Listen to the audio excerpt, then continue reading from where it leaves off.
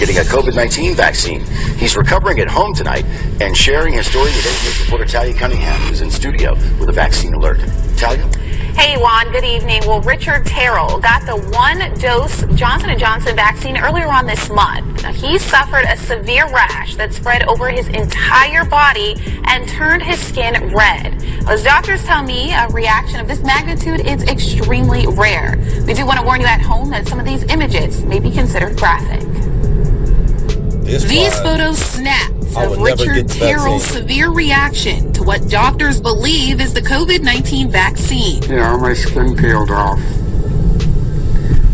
It's still coming off of my hand. The 74-year-old now on the road to recovery, relieved to breathe in the fresh air at his Goochland County home after spending 5 days at the VCU Medical Center. Gee, it just came off so fast. On March 6th, Terrell received the Johnson & Johnson vaccine in Ashland, but 4 days later, I began to feel a little discomfort in my armpit, and then I began to, a few days later, began to get an itchy rash. And then after that, I began to swell, and my skin turned red.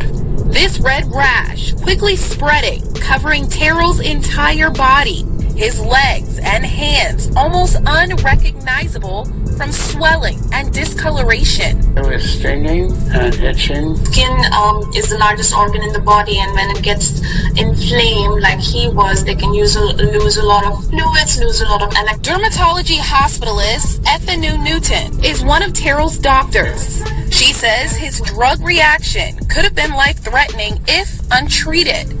Through testing and process of elimination, we ruled out all the viral infections, we ruled out COVID itself, came to the conclusion that it was the vaccine that he had received that was the cause. Dr. Newton and her colleagues believe Terrell's reaction has something to do with his genetic makeup and the vaccine type.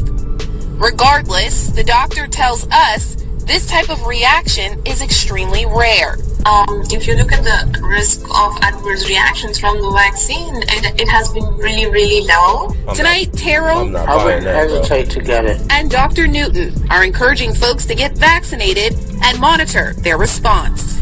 Now, I'm told his reaction has been reported to the CDC, and VCU doctors will be submitting the case to a medical journal this week.